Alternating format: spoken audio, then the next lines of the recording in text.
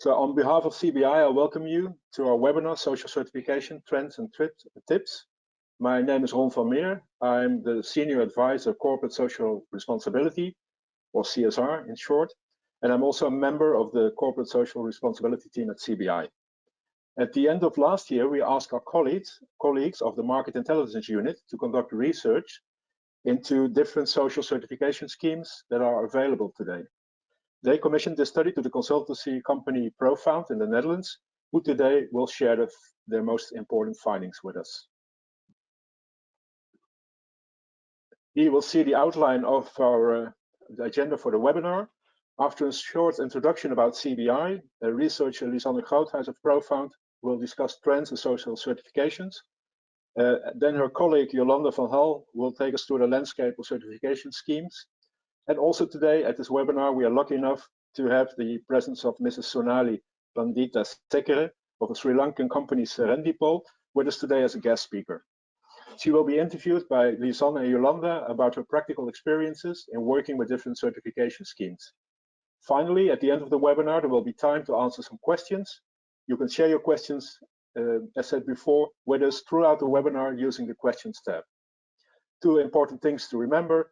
A copy of the presentation will be made available to you some days after the webinar, and also the study on which this webinar is based will be available in about 4 weeks' time. And a recording of the webinar will be available, and you will be notified by email. We are CBI, the Center for the Promotion of Imports from Developing Countries. CBI supports the transition towards inclusive and sustainable economies. We help specifically support small and medium-sized enterprises, or SMEs, to strengthen their economic, social, and environmental sustainability, the so-called 3 dimensions of sustainability. We do this by helping them export products and services to Europe and regional market as well. Trade is a tool to support the creation of decent jobs and to promote sustainable trade and production. It's no longer about quantity, it's more and more about quality. We contribute directly and indirectly to the 4 Sustainable Development Goals you can see here below, number 8, 12, 5, and 17. Within our general CSR policy at CBI, we focus on 4 priority areas. You see them here: decent work, gender, all projects should be at least gender aware, youth, because we think it's important to think about projects that help to reduce youth unemployment in many countries, and greening or climate, where for the time being we focus on the reduction of so-called greenhouse gases. Whom do we work with?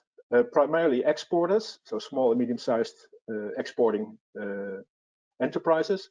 We work also with business support organizations, policymakers, think about CME and government institutions, and of course importers in Europe and other countries. Where do we work? Primarily in countries in Africa, Middle East, and Asia, but we are currently still finalizing some last projects in Latin America, Central America, and Eastern Europe. We focus on 14 different sectors. Besides traditional sectors like agri-food, we also are actively supporting service sectors. Think about tourism and IT outsourcing. For more information about CBI, our services, but also market studies, you are cordially invited to visit our website. There you will also learn that last year we celebrated our 50th anniversary.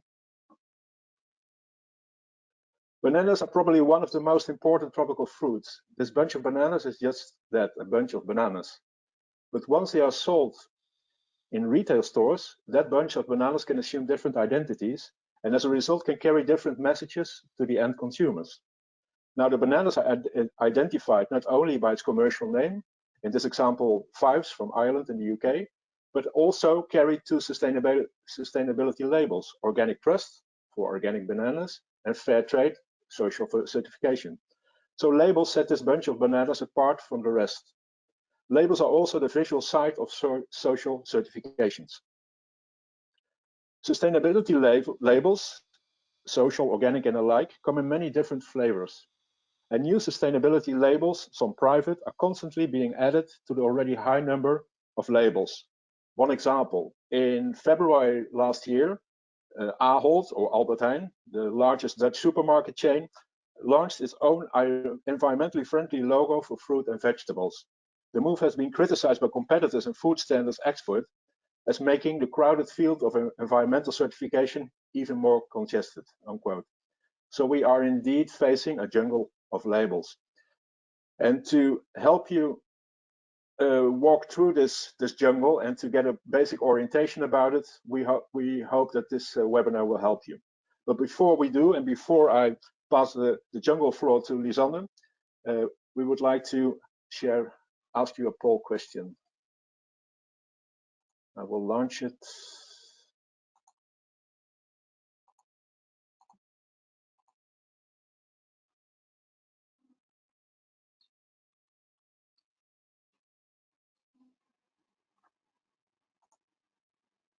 So our question to you is, do you currently possess a social certification for your exporting company? Please say yes or no.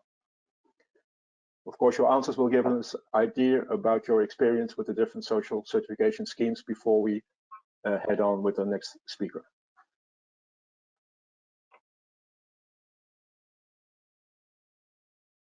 More than half of you have already voted. Thank you.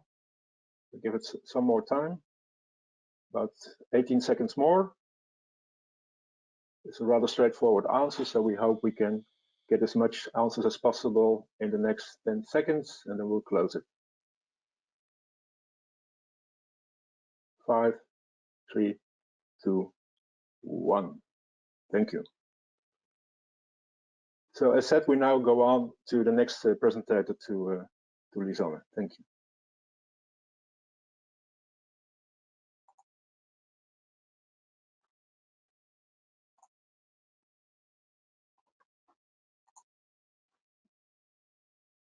Thank you, Ron, for a great introduction. Jolanda will share her screen. I think she needs to become an organizer for that first. Let's see how to do that. Yes, thank you, Jolanda. Okay, so on the next slides, we'll just briefly, I think we can skip this because Ron already set out the agenda for today. I just want to briefly introduce myself. So as Ron already said, both Jolanda and myself, we work for Profound and we facilitate sustainable trade promotion. We do a lot of market intelligence work. We work on market access activities. And another important aspect of our work is that we provide support and compliance. So we help companies to meet and exceed buyer expectations, think about traceability issues, quality standards, but also in how to add value. And one way through which you can add value could be certification. So we have quite some experience with certification standards at the company. And my personal experience lies in the coffee and cocoa sector, the cacao sector. And for CBI, I'm also the market researcher for both sectors. Now I want to ask Jolanda to introduce herself. Yes, thank you, Lisanne. So my name is Jolanda van Hal, also work at Profound. And for my role, similar as Lisanne, we do a lot of market research and market access work. The difference is that where Lisanne focuses most of her work on coffee and cocoa sectors, I have worked mostly with natural ingredients for cosmetics, health products, food products, the like. Thank you. Yeah, so we thought before we dive deeper into this topic, maybe it's good to spend a couple of minutes on what are social certification standards. As probably we all know, and as Ron showed us, there's a jungle of standards. There are over 400 sustainability standards on the market, according to some sources, all with different social, economic, and environmental criteria. And when we talk about the social certification standards, we mainly talk about those standards that have a large share of social criteria. And when we talk about social criteria, we refer to those criteria that deal with social issues like fair wages, working conditions, labor rights, health and safety, gender equality, and so forth. So within these social certification standards, you can make like a division in, on the one hand, product certification, and on the other hand, social compliance certification standards. And if we first talk about the product certification, these are like the logos that you will find on final consumer products. Think about Fair Trade, Fair for Life, Fair Wild, Rainforest Alliance, small producer symbol, and there are many more. These are just some, yeah, the most recognized, the most well-known on the European market. And these product certification standards guarantee that products have been produced, processed, and traded according to specific criteria of a certain standard. So that on the one hand, and then on the other side, we have the social compliance standards. And these are very important, less well known to consumers on the European market, I would say, because it refers more to how a business protects the health, rights and safety of its staff, the supply and the value chain. And here you have two different, how do you say that, two different groups, because we talk about certification and you really have social compliance certification standards that require third-party auditors to certify that that companies comply with certain standards. But you also have social compliance standards that are actually not really certifications, but these are more guidelines for companies to report on their social performance. And I would like to invite you already, although the study is not yet published, but in 4 weeks' time, to really take a look at the website, because there we will explain in more detail a little bit how to orientate this jungle floor of all the different certification standards and standards that are out there. In the next slide, we will talk about trends, because trends and developments in social certification standards in Europe.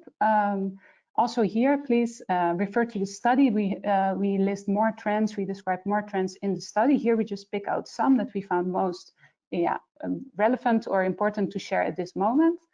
And I think the most, something to start with to say, what we probably all know is that sustainability is very important, and it's a growing concern in Europe and well, all across the world. And this means if we talk about the product certification, that's the overall market share of certified products in international trade today is actually still rather small if you look at the whole trade conducted in the world.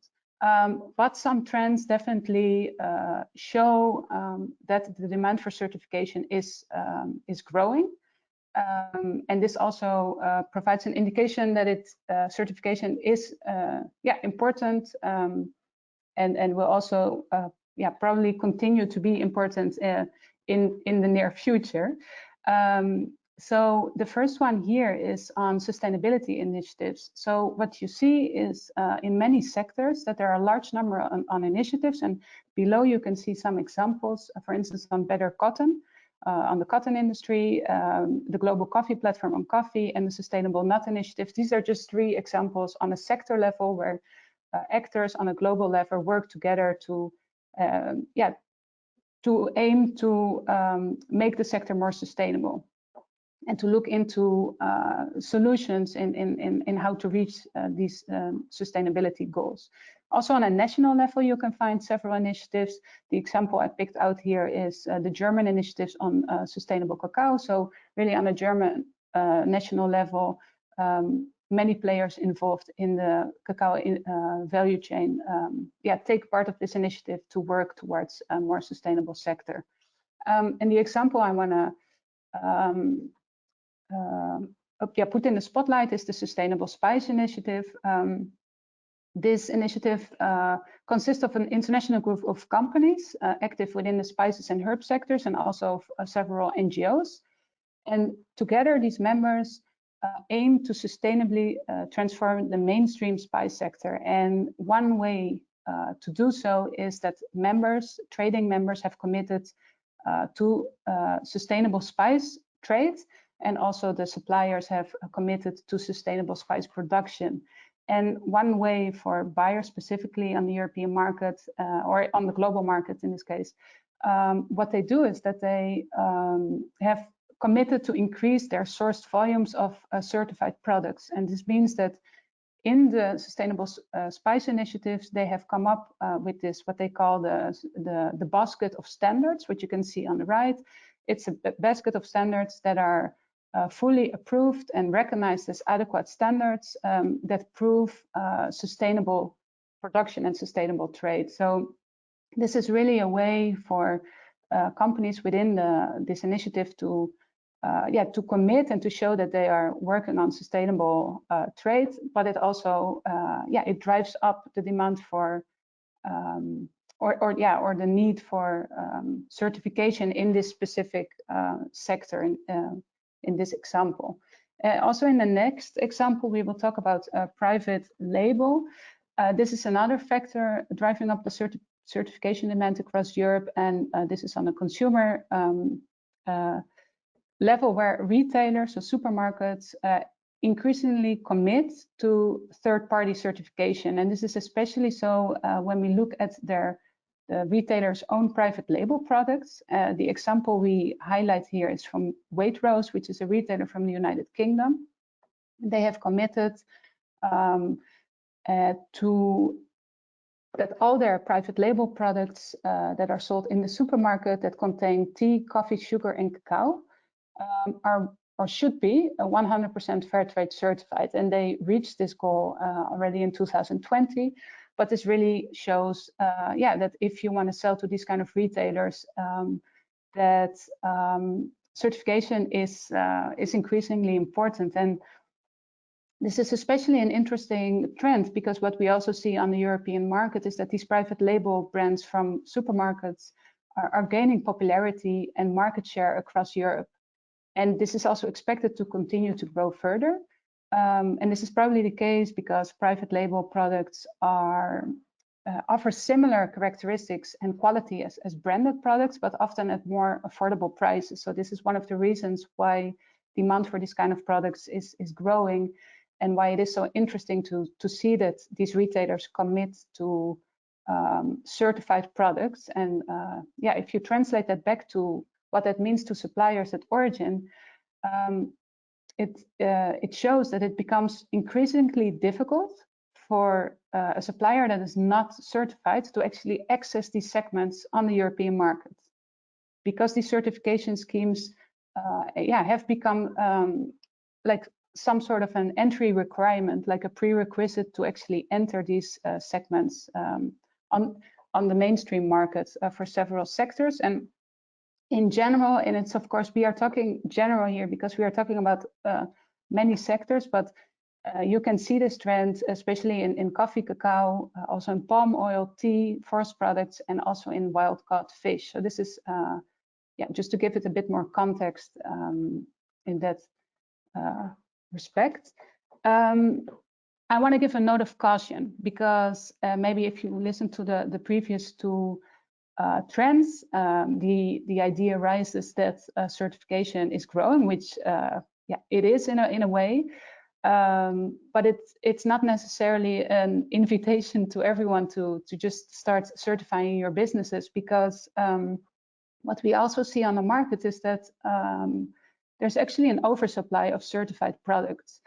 And we are talking here about like the bigger commodity products because it's easier to find data on these on these products. So that's why, again, I will talk, for instance, about coffee in this case. What you see is that in the case of fair trade, so in the blue bars on the right, you can see that of all the fair trade produced coffee, only 25% is actually sold as such. And also in the case of Rainforest Alliance and UTZ, you can see that there is a larger production than sales. And what this means is that many producers are not able to sell their products as certified, and that often means at a premium price, because if there is no uptaker, that's a different word, sorry. If there is no, how do you say that? If there's no one buying your certified products, you have to sell your products on the conventional market. And that means that although you make investments into your farming operations, for them to be certified, you will not necessarily always be paid back for that if there's no one buying these products. And as because this is a common problem and a well-known problem in some sectors. So for instance, fair trade, as of 2020, so 1.5–2 years ago, they required specifically for coffee and cacao cooperatives and traders that you need to have a commitment in place where it shows your fair trade sales volumes and a commitment between the buyer and the supplier that the end buyer will actually buy your produce. So there are things in movement to find a solution for this, but I think it's very important to mention that it's not only an invitation to become certified, because in general we say that before engaging in any certification scheme, it's always recommended to verify with your potential buyer whether certification is required. Also in your target market, if certification is actually demanded, and also which certification, and also more generally, if it actually provides you with a competitive advantage over other suppliers. And well, Jolanda will talk more about this later, but I just wanted to already briefly mention it here. So in this slide, I wanna go a little bit beyond certification, because what we also see on the market, although there is an increasing demand, we also see that brands or companies are searching for ways to go beyond certification, and this can have several reasons. For instance, for a company that they want to differentiate themselves, so they want to move away from certification and find other ways to differentiate themselves. Maybe a company believes that certification by itself is insufficient, it's not enough. Or maybe brands don't want to pay the licensing fees to be using the certification. There can be many reasons. These are just some to mention here. And I want to briefly highlight 2 little examples of companies in specific sectors or segments, how or why they would go beyond certification. And in the case of niche markets of high quality and exclusive products, what you often see is that supply chains already deal with these higher quality projects, and that these supply chains already contain many sustainability practices that go beyond the standards of certification schemes. And in the case of specialty coffee, I'm sorry if I refer a lot to coffee, but this is of course what I'm most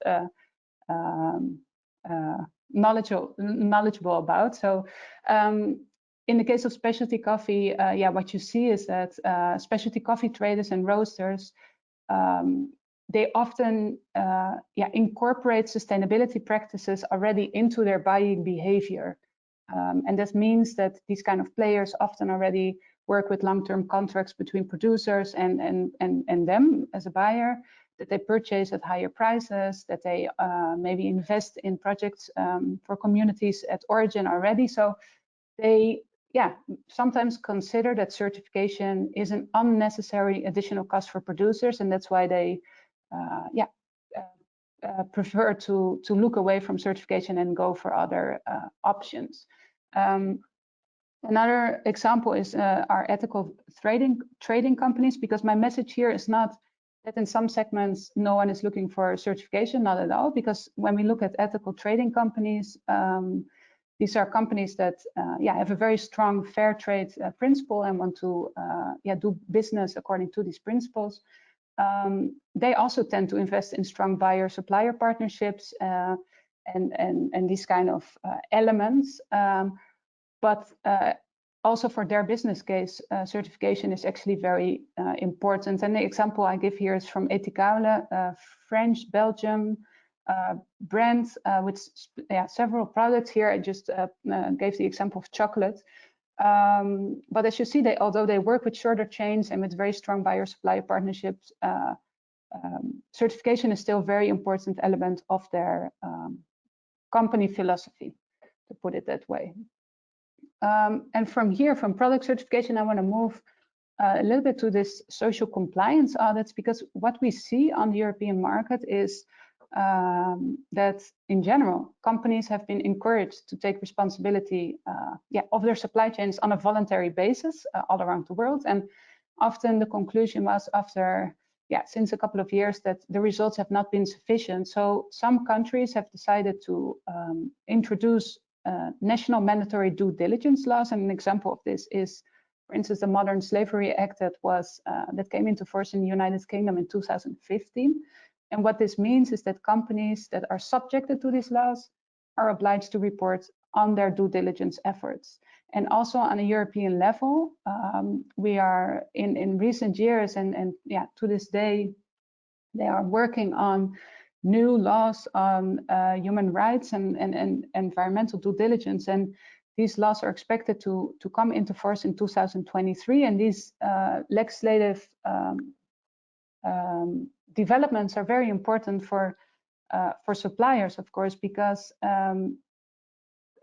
if companies, European companies, have to report on their due diligence efforts, these companies will require their suppliers to comply with stricter transparency and sustainability requirements. And this comes back on a supplier level that there is an increased need for social compliance audits of suppliers, and also of supplier questionnaires that will be given to the suppliers. And this is a way for buyers to mitigate risk, because these audit reports are seen as like a good proof, or proof in general, of good supplier performance. But it of course also puts a lot of pressure on suppliers, on producing countries, because it requires a lot of extra investment from suppliers in terms of cost, in time, in resources, etc. I was talking to a fresh fruit importer not so long ago, and what I understood is that because this fresh fruit importer is selling to different European buyers, and these buyers all have different needs, different standard needs,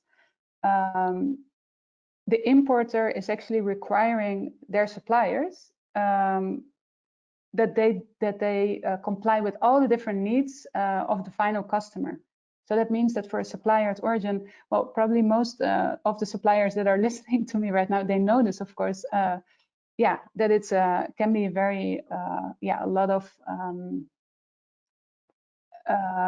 investment and requirements from that side. But this will be it's also in the context of this changing legislative context in Europe. It's likely to increase. But then the last thing I want to say before we move on to Jolanda is that because of this request of to suppliers and in general to comply with all these different standards that come with quite substantial investments in money, time, and resources, that there are actually drives and there's a need for standardization and certification schemes and standards. And we see this also as a slow development on the market, that this is being taken up now. This is also driven by consumers who are in the supermarket. There are so many labels, people don't know anymore what a label means and what to choose from. So what you see on the side of the standards is that increasingly standards recognize other standards as equivalent. In the case of Fair for Life, for instance, they recognize standards like fair trade, fair wild, and some other standards as that they recognize these as equivalents. Here again, on the website, once the study is published, you will find links and resources on how to find this information on where to see which standard is equivalent to which and how that works. And just another example on the standardization is, for instance, the recent merger between UTZ and Rainforest Alliance in 2018 that is now officialized, of course, and Rainforest Alliance is the new standard. But this is really to try to make it less complicated to give it this word. And also there are increasingly initiatives trying to benchmark different schemes and standards in order for especially traders and retailers on the European market side that they can, instead of just requiring one specific scheme from a supplier, that they can, if standards are benchmarked positively, that they can also accept other standards to really try to reduce the pressures on suppliers to comply with a wide series of different standards. I think here, the message is as well that there are so many different standards. So I think where Jolanda is going to take up this presentation, is going to continue, is interesting, because she will talk about how to navigate this offer, because till this day there are so many. The jungle is out there. So Jolanda, please continue. Thank you, Lisanne. Yes, I think the jungle of standards is a really nice way of putting it. Also, Ron mentioned that. Indeed, there are so many different ones available to exporters that it's useful to think about how to navigate and choose the one that's best fit for your company. Before I dive into my short section of this presentation, just a quick reminder. If you have any questions or comments or anything like that, please use the question tab on the GoToWebinar so that we can try and answer as much as possible after our presentations. So with so many standards available, I wanted to take the next 10-15 minutes to go through a few guiding questions that we hope will help you make a decision on which standard to choose. Because when we did this poll earlier today in the webinar, 66% of you voted that you do not currently have a social certification standard.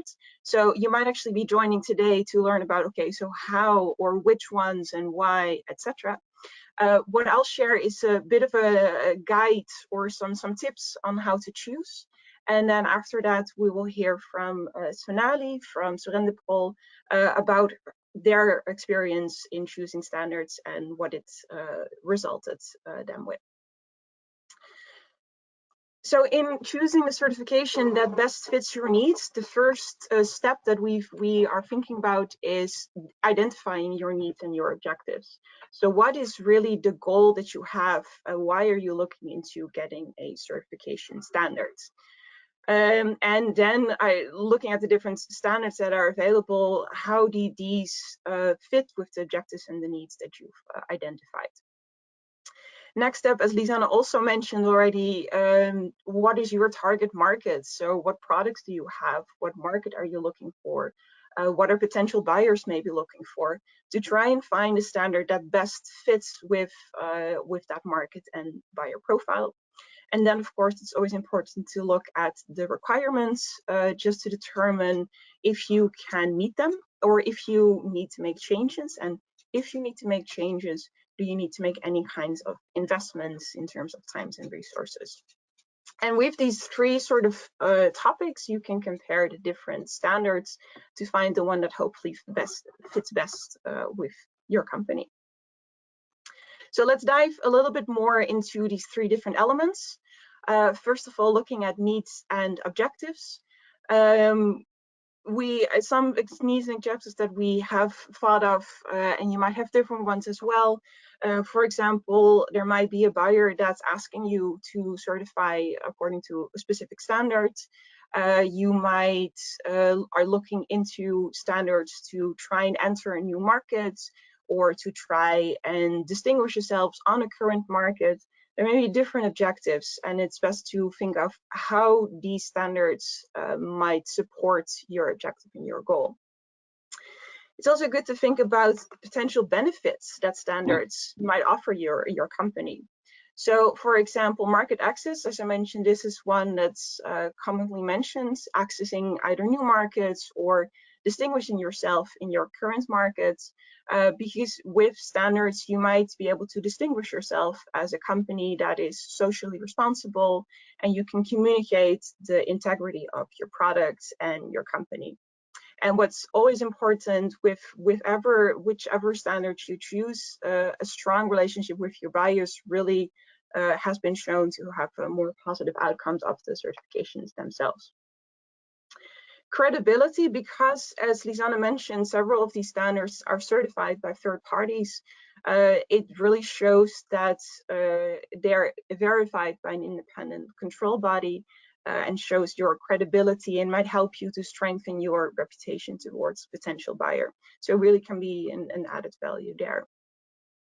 Then if we look at price, it differs a little bit on research, differs a little bit on the benefits that's in terms of price and income.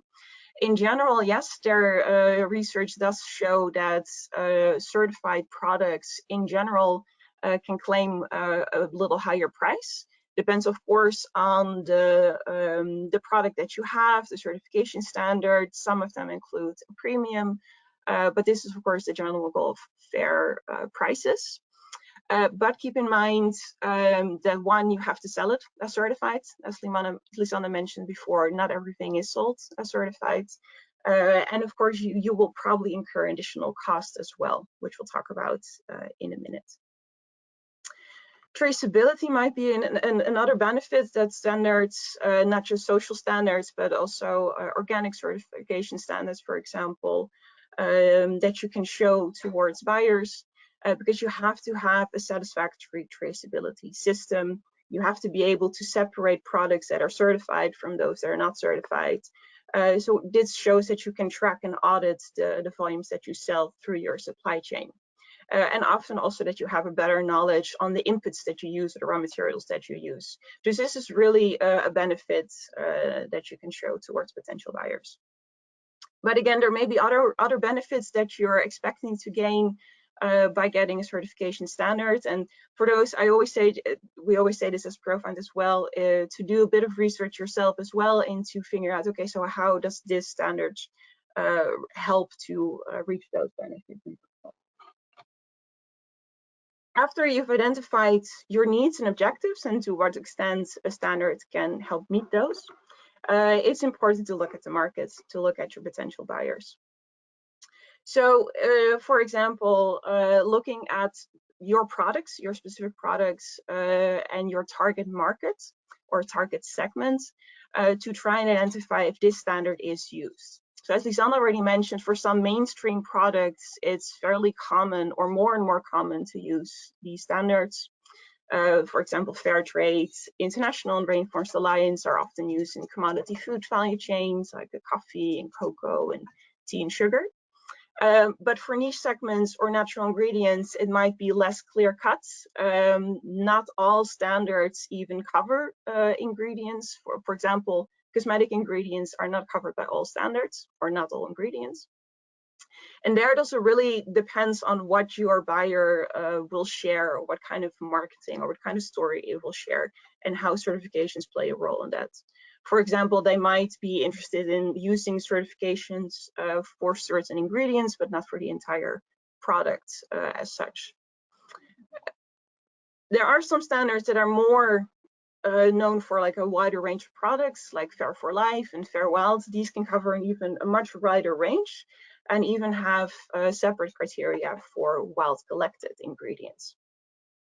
In the case of non-food, we found that, for example, buyers in apparel or home decoration, home textile products, also sectors that CBI covers, not all demand certification, but it is increasingly common that buyers ask their suppliers to meet with social compliance standards, and that they show how they meet these, like the Ethical Trade Initiative or Business Social Compliance Initiative. So it's important to figure out in your segment, in your market, what standards are common. A really good source for that, of course, is the CBI website, with lots of information on market reports on different sectors and different products, where there's always mentioned what standards are common in that sector. So this is a good starting point to see if a standard is used in your sector or not.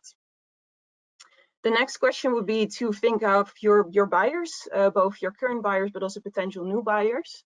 What are things they're asking you for? So what kind of standards do they commonly refer to? And they even might be having this on their website already. So it's very clear to see what they're looking for. For example, this is a company from the UK called Jules, an apparel brand that makes lots of different clothing and footwear products, who very clearly states what they feel about sustainable sourcing and how important it is to find suppliers that share their values and principles. And they specify that all their suppliers should, at a minimum, comply with guidelines set by the Ethical Trading Initiative and the Base Code of Labor Standards.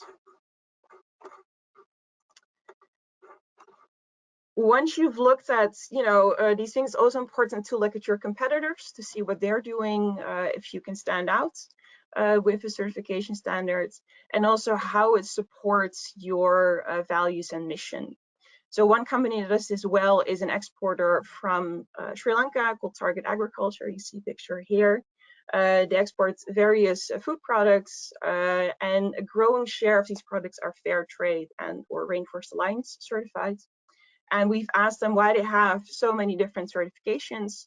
And their response was that it's really helps to increase competitiveness and become more attractive to their buyers, and even to have a better connection with their suppliers by doing fair trade projects, which they then show on their website, as you can see right here. On the buyer side, this happens as well. Here I have an example from also from the UK. It's an herbal tea company that really talks about how the values Pukka Herbs was built on. So organic farming, so they have organic certifications, but also fair trade and conservation through commerce. So this helps them to guide to find the right standards that fit their values. And Sonali will also be talking about this quite a bit. And then the last step to look at is once you have seen what is common for your products and standards that fit your needs and objectives, requirements are an important aspect, of course. So thinking of what kind of requirements does the standard have? Can you meet them? Do you need to make any changes? Organize your suppliers, update your administration system, improve your traceability system, etc. Think about what are these requirements? Do I need to make any changes? And then also, how does that translate into investments? And for this, I mean investments in terms of money, of course. Several standards, even like FlowCert, which certifies against Fair Trade International, even has a calculator that you can access. But in addition to money, it's also time or other investments that you may need to do in order to both become certified, but also to stay certified, like repeating audits every so often. And a very important one, also looking back to this market that we were talking about and to what Lisanne was saying earlier about demand versus supply of certified products. Do you expect that sales will be sufficient to offset these investments that you're making? And I think this is the most difficult question to answer. I think the guiding questions on your market and what you're targeting may help, but it's a really important step to think about whether there will be sufficient demand for certified products. And now I would like to invite Sonali Pandithasekera, and I hope I pronounced that correctly, Sonali, from Serendipol to tell more about SurrenderPoll's experience in social certification standards. To give a bit of a background, Serendipol is a company in Sri Lanka, was created in 2005 and was born out of a tsunami relief project called Second Aid. That helped to rebuild the livelihood and communities and small businesses devastated by the horrible earthquakes taking place in 2004. So this really gives a grounding to what SurrenderPoll is like as a company. They produce various coconut products and are regenerative organic certified coconut brands. Sonali unfortunately has some issues with her camera, so she is here and you will hear from her, but unfortunately we will not be able to see her. Sonali, can I ask you to give us an introduction of SurrenderPoll and the pillars that it was built on? Thank you, Jolanda. It's a pleasure. Thank you for the invite, and it's an honor to be presenting today. Like you said, Serendipol was born out of a tsunami relief project that saw Sri Lanka losing 40,000 lives.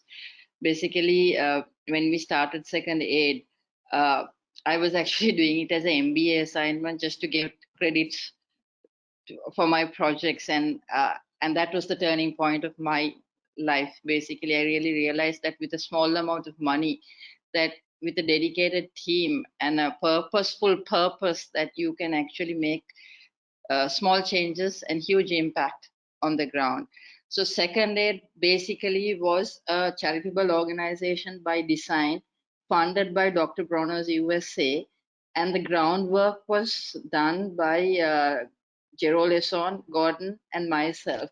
Second Aid eventually became and manifested itself into Serendipol, the social enterprise that it is today.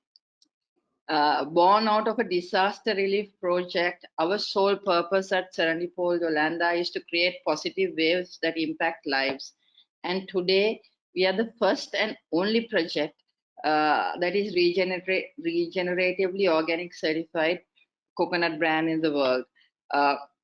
Our core values and our pillars have been heavily influenced and shaped by Dr. Bronner's, and they're all one message. Their all one message is unity across religions, and ethnic divide is a must, or we all stand to perish.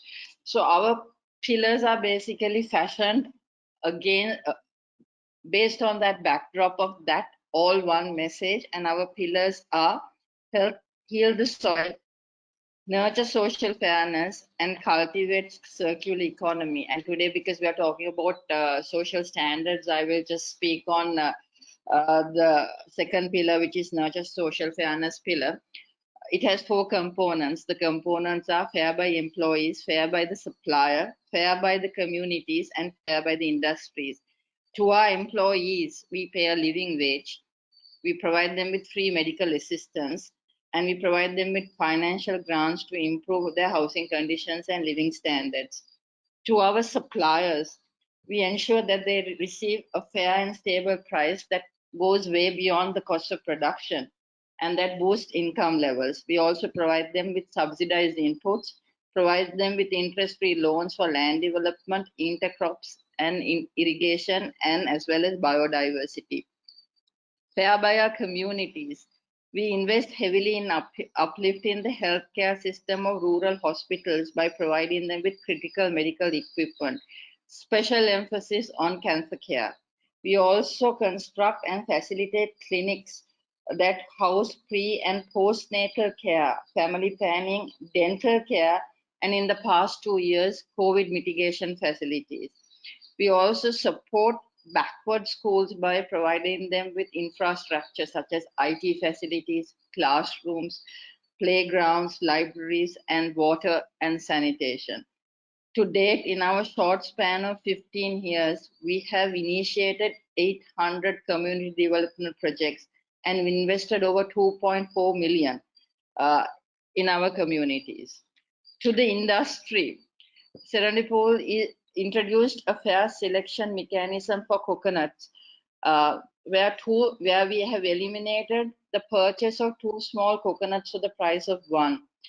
We were the first coconut processing company in the coconut triangle in Sri Lanka that pays a monthly basic wage plus a production incentive to worker categories that are usually exclusively paid on a piece rate basis.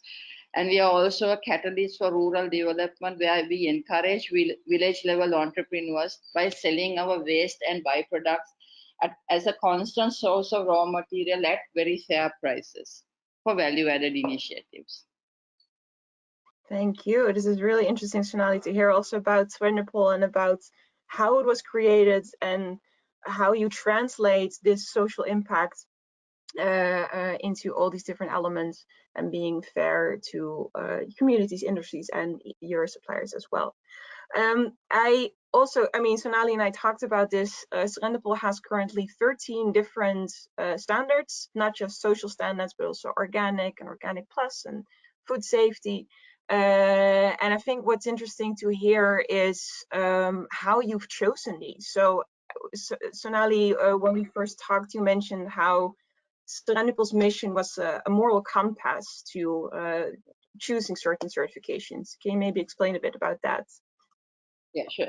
When I usually say Serendipol is a social enterprise, automatically everyone assumes that we are a charitable organization or that we are non-profit. But actually, we are an absolute commercial organization. But our devotion is not to make profits above all. It is to create positive impact. So that is our standing point. This strong sense of purpose defines who we are. It is our moral compass, which actually dictates how we run our production process, the kind of customers we onboard, the kind of climate change initiatives that we take, and the community development initiatives we take. So at the forefront, our moral compass is our purpose. Beyond that purpose, we don't do anything else, Yolanda. When we onboard customers also, we only onboard customers that are strongly aligned with our purpose and share mutual values. And ultimately, it is these relationships that dictate the type of certificates that we invest in. Yeah, it's really interesting, Sonali, because for example, if we pick out one of these social standards, like Fair for Life, Okay. could you just very briefly, because I also see there's lots of questions coming in, so I also want to make sure that we have enough time for that. But if you could briefly share with us why you've chosen Fair for Life and how that process went. It was actually Dr. Bronner's, our principal partner's strategic commitment to a clean, green, and ethical supply chain, where they decided to shift all their ingredients in making production of soap to fair trade, that ultimately made Serendipol who we are, and to basically how do I say it? Which drove Serendipol to be fair trade and organic certified. Way back in 2005, the only credible fair trade certification for agricultural ingredients was the Fair Trade Labeling Organization known as FLO, today known as Fair Trade International. But back in 2005, FLO had only developed rules for key commodities such as tea, cocoa, coffee, and sugar. When Dr. Bronner's approached FLO in 2005 for the certification of their own ingredients, which is coconut, palm, olive, and mint oil, their response was, come back in 2010, then maybe FLO would have adopted global standards and minimum prices for these ingredients, which prompted Dr. Bronner's and their team to look for alternative visionary fair trade standards in lieu of FLO standards. And one such standard was the emerging Fair for Life standard by the much respected Swiss organic certifier IMO from Switzerland. And that is how we came to be Fair for Life certified. Dr. Bronner's was Fair for Life certified, and then Serendipol followed shortly by becoming Fair for Life certified. Okay, and I think what's also interesting, because we talked about, market access and the role of your current buyers and potential buyers, and for Serendipol, of course, Dr. Bronner's played a big impact on your company itself, but also on what types of certifications to choose. I'm also curious, with other buyers, do these certifications and the many that Serendipol has make it easier to comply with buyer demands or to find buyers for your products? Basically, unless the buyer commits to being loyal and unless the buyer is aligned with our purpose and commits to being Serendipol's preferred partner or making Serendipol its preferred partner, we just do not add on additional certifications, Yolanda, because it's impossible. Like you said, we have already 13 certificates, right? We invest over $50,000 just on the licensing fee alone, right? So we maintain a comprehensive internal control system. We have a dedicated internal audit section that ensures compliance to each and every one of these standards. We have a dedicated extension team which provides the technical know-how and the expertise. So it's virtually impossible for a very small organization like us just to keep on adding certification unless there's mutual commitment and loyalty that is shown. And then again, I keep repeating, we only add such certifications if the buyer makes us their preferred partner. And I'm not saying preferred supplier. I am saying, using the word preferred partner. There has to be commitment. Like, for example, Rapunzel. Rapunzel's hand-in-hand certificate is their own private social standard, right? We are the hand-in-hand supplier for virgin coconut oil. So they made that commitment to us. Then we onboarded with Rapunzel and took the hand-in-hand certificate as a result of that. Again, for us, we are dictated by our purpose. Who allows us to achieve that purpose? Are they in line with our purpose? And does it make sense, not just commercial sense? Does it create impact for all the people down the value chain? And if that is the only reason, we will take on additional certificates. Otherwise, we don't. Yeah, really interesting. I love that story to hear about that, Sonali. Thank you. I have one more question for you, and then I'd like to invite the rest of the panel to answer some questions from the audience. One last question that I wanted to ask you, Sonali, because we talked about how you're choosing standards and the role that your buyers or your partners, as you so nicely put it, play in that. What do you think, because I'm sure you've learned so many things about certifications since the start of Serendipol. What do you think are one of what is the main lessons that you've learned by obtaining these certifications? I think for us, certifications has gone beyond compliance, Yolanda. It is no longer compliance. For us, certification is about, does it add a tangible benefit for all of the stakeholders in the supply value chain? And that is how we look at certification. What are the challenges? Basically, we have had many, from startup to where we are now. And we could talk for hours about them, probably. Yeah. If you ask me whether this is the easy path to take, and I would say no. If you ask me whether it is a satisfactory path to take, 9 out of 10 times I would tell you yes. Catch me on a bad day and I will say, what the hell am I doing? So the challenges have been many, and the first challenge was at the startup was, how do you finance and structure a fair trade project, right? So we had many pitfalls. We had grossly underestimated our initial startup cost, our initial setup cost. We had also grossly underestimated the startup loss that happens with pricing mechanisms. Secondly, it was, how do you incorporate and inculcate the concept of fair trade to every operation of the organization so that it becomes part of the DNA of the organization, right? And then how do you execute fair trade projects in a seamless manner so that it is actually part and parcel of the operation, and it is not a PR gimmick, because most of the companies use fair trade community development projects. You do 1 or 2 quarterly and then you make publicity out of it, but that is not something that we never ever wanted. We don't want publicity. We want the funds to go down to the ground so that it has impact for the beneficiaries and the recipients, and that it makes absolute sense. So those were the things that were actually very challenging in the initial stages. But now it has become part and parcel of our operation. It is another department such as finance, purchasing, production. So it has become who we are and what we are. Really interesting. Thank you so much, Sonali. And please also stay on have your microphone open, because I also want to invite now back Lisanne and Ron Ron, I'm sure, has been flagging your questions from all the audience members. So Ron, I would like to give the word back to you to see what we have gathered in terms of questions, so that we can also take some time to answer those.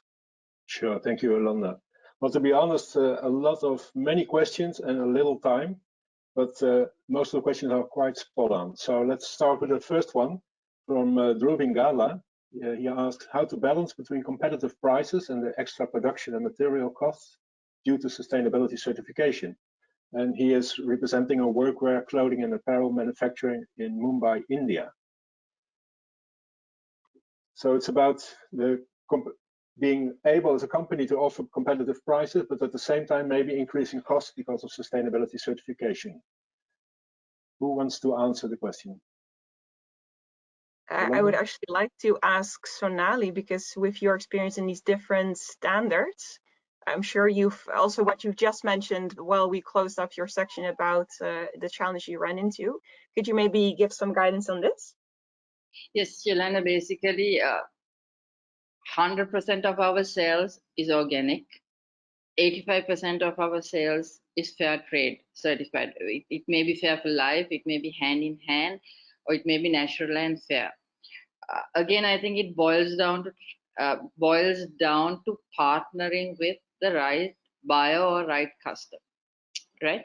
And also again, it's not about how much, it's not about the bottom line, it's not about how much money you make, it is being fair across the supply chain, and that also means the buyer.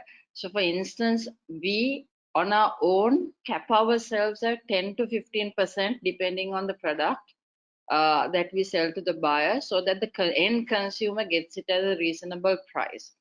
So we have been successful because our model and our strategy is not to make the highest price or to make the biggest margins. Since our purpose of the company is different, our outlook and our business model is also different. So it may not suit most of the participants here who are looking to get a higher premium to cover the cost of sustainability certifications. And so again, it also depends on which space you're trying to compete in. If you're trying to compete in retail space, the margins are very, very low, right? All the retail chains talk of sustainability, but they want it at the cheapest price, right? And they will, and there is no commitment or loyalty to you. They will switch very quickly to the cheapest source, but they don't realize sustainability comes at a price, right? So it's about, again, choosing the right competitive space to be in, choosing the right buyers who demand sustainability, ethical and ecological sourcing, but also willing to pay the price for it. Thank you, Sonali. And I think you also mentioned another important aspect, which is partnership, partnering up with your clients. Okay, so we go to the second question from Keres Vida Hussein. He says, I'm a director at Sarah Food Industries, and the question, is there any appetite or interest within the industry to replace expensive so-called third-party certification costs with proper, transparent record keeping from suppliers? Maybe I can start with the answer. I think it has to do a lot with credibility and also with, again, third parties. So a lot of certification schemes are based on the principle that an external or third party will come over and check if all the books are in order and if you really are complying with all the criteria. And that, of course, has an extra cost, but it also adds up to more credibility of the certification scheme. And of course, having transparent books and good registers, I think, are not only beneficial for your own company and for the running of your company, but also to show existing and potential clients about how you're running your business. Anyone who would like to add something? Yeah, I think speaking of the natural ingredients sector, especially in terms of cosmetics, I think this really depends, this trend really depends on the type of market and segment and product that you have. But what I see indeed for natural ingredients for cosmetics, that there is also a trend where some companies might not opt for certification, but might indeed work with very detailed supplier questionnaires that would cover the same aspects. But indeed, it really depends on the trade relationship. Again, we go back to this all the time, what you also mentioned, Ron. Yeah, which reminds me of the code of conduct that many importers are using as a kind of alternative to costly third-party certification. The next question, I'm not sure if we have an answer, but I think it's a good question, which the question from Saidi Noureddin. Have you information about supply of certified dates? We don't for this presentation, but it gives us the opportunity to point out that at a CBI website, there's a lot of market information available. And in each study, there's always a certain paragraph which talks about sustainability and other issues in the marketplace. So it's a good question to point out to all attendees. Please do not forget to visit the website and to look for specific market studies of your interest. A question of Hassan Akil. I agreed with an idea to merge some standards and ask customers to accept. Every customer asks for special standards. It's a duplication of cost and work. So the question would be how to come up with all those different demands from clients about different standards. Maybe, Sonali, do you want to answer the question? I just keep coming back to get the correct customer. You have to know what you want at the end of the day, and you have to. It's like this. I mean, for 15 years, we have only had 8 customers. We're a $10 million turnover company. We have only had 8 years this thing. So our expansion is measured. Our growth is measured. So you need to know what you want. If it is money, then it's a different story. But if you're looking for impact and if you're looking for a different story, then this is the business model. So at the end of the day, what is the purpose of your organization? What type of customers are you wanting to work with, and what type of space? What is your competitive space? Now we hardly want to work in the retail space because it is not our space. We want to be an ingredient brand, right? So we look for customers who and we onboard such customers. So there are many standards which grant equivalency status, but at the end of the day, if you work on the retail space, they will want SA800, SEDEX, SEMTEX, all of the other social compliance standards, BRC, all of that, and there is no real commitment to purchase from you. So this is the balance you need to make for yourself. Clear, thank you. Then we go to the next question, which is related, I think. It's from Shailendra Karki, who says the complexity of the certification is overwhelming. Are the certifications products, region, or import specific? Lisanne, maybe you want to take this question? Help me, sorry, help me. What is the question? The complexity of the certification in general is overwhelming. Are the certification products, region, and import specific? So about the specific, yeah. Yeah, so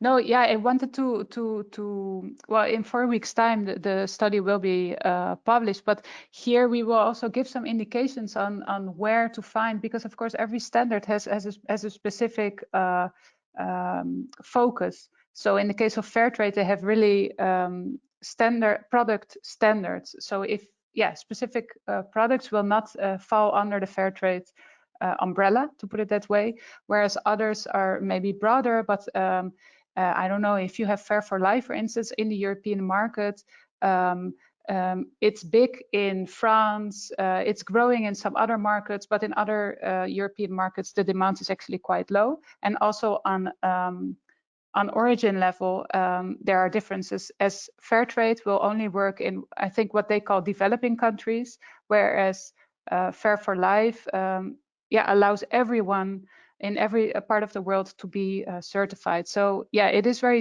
different, and yeah, I guess it's an invitation also on every specific website to look for these specificities. But I think in our study we are trying to give some tools to to search your way through that. So Ron, I don't know if you wanted to add something. Yeah, no, I was thinking, just adding what Sonali already mentioned about the importance of talking with your actual or potential importer or client. I think he or she will be able to give quite a lot of information that is relevant for the destination market or segment or country. So it's about, I think, one thing, do your own research, prepare yourself, see what is attainable, what is relevant. But then in the end, I think the final decision will also be much influenced by what type of customers are you serving and in what destination market. Definitely. Oh, okay. And next question of Muhammad Amir. Do you have any suggestions on how to deal with transparency for middlemen in the commodity trading supply chain?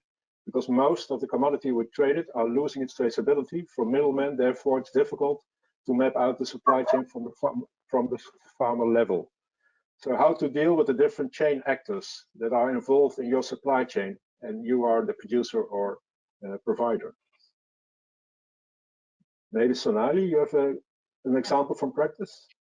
So we have eliminated, in our entire chain, we have eliminated the middleman. We do not deal with middlemen. So with our farmers, we have 1,057 farmers. It's direct, personal, verifiable, and tangible. Right? We don't deal with middlemen in customers unless we know who the end buyer is. So our entire supply chain, we have eliminated these intermediaries and middlemen process, because we want to have a credible traceability, and we want to know where our raw material is coming from, and we want to be able to give that guarantee to our buyer. So part of the solution could be to do without middlemen in the chain. Yeah. Okay, and work as directly as possible. Yes. Great. Next question, a short one. Who is responsible for monitoring the companies who provide certification, so the certification bodies? It's a question from Mona Naidawi. Lisanne, would you like to answer the question?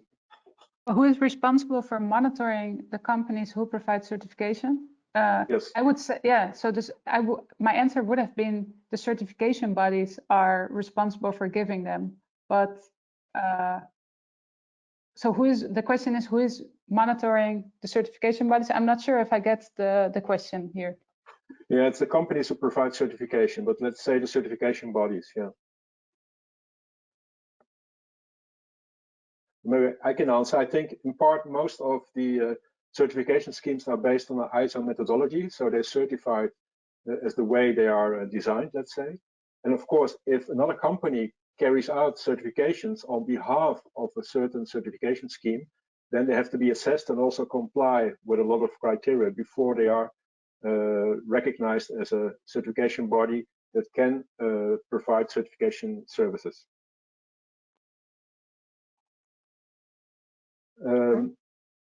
Next question, why certifications fees are so expensive? For example, organic certification. Question of John Damour Turisaki. So it's about the cost of certification. I think. Yeah. Oh, go ahead, Yes. Ron. I was thinking, of course, within the framework of this webinar, we can't go much into the detail. And as soon as you start doing research about the different certification schemes, you will find out that one of the difficult aspects and information to get a hold of is to do with cost. Why? Because it depends so much on the country, the sector you're active in, the type and size of your organization, if it's a private company, if you work with hired labor, etc. So it's very difficult. But what you do see, I think, in the last decade is that both organic certification and social certification schemes are coming together. Why? Because there was the organic scheme, let's say, was criticized because they didn't take into account a lot of social criteria. And with the social certification, the contrary happened. So they were not taking into account a lot of environmental criteria. And over the last years or decades, those criteria have grown together, which means that it's now also possible sometimes to combine both organic with a social standard or certification. So that hopefully helps also in terms of certification fees. And specifically talking about social standards, there are social standards which are being recognized by other. I don't have it clear right now, but I think it was Fair for Life, which also accepts other certification schemes in a way to avoid duplicity and already to make sure that the organization is not overburdened with costs and inspection visits. Yep. Yeah, I think we have time for one last question. Do handcrafted products, weaved and carved, need certification in order to access the EU market? Does CBI have a link that will give more information in this regard? I think, again, a good example of a question where part of the answer you will find at our website if you specifically zoom into handcrafted products, because CBI works both with food and non-food products. Then maybe a last question from Sanne Bogus: is Unilever also a sustainable standard? I would say no, because Unilever for years had a sustainable living plan, which is a kind of company philosophy or policy, and how to implement, let's say, sustainability in the economic, environmental and social side. They do, however, they bought Ben & Jerry's, for instance, which is a fair trade certified ice cream. And now they have the Unilever Compass, which is following Unilever's commitment to continue to be a sustainability leader. So it's not a standard, but they do have products, which individual products or brands that are certified. And as a company, they do pursue an overall sustainability policy. All right, so I think time-wise, we're at the end of the webinar. It's a pity we couldn't answer all the questions, but again, be at the lookout for the study that will be published in about 4 weeks' time. And we will also be sharing the copy of the presentation. And in the study, you will also find a lot of links and pointers to other information sources available at the internet. So you can make your first initial steps into conducting research to find out what certifications, social certification schemes are available and relevant to you and your company. And of course, we wish you a lot of luck, and we hope to see you in one of our next webinars. Thank you very much.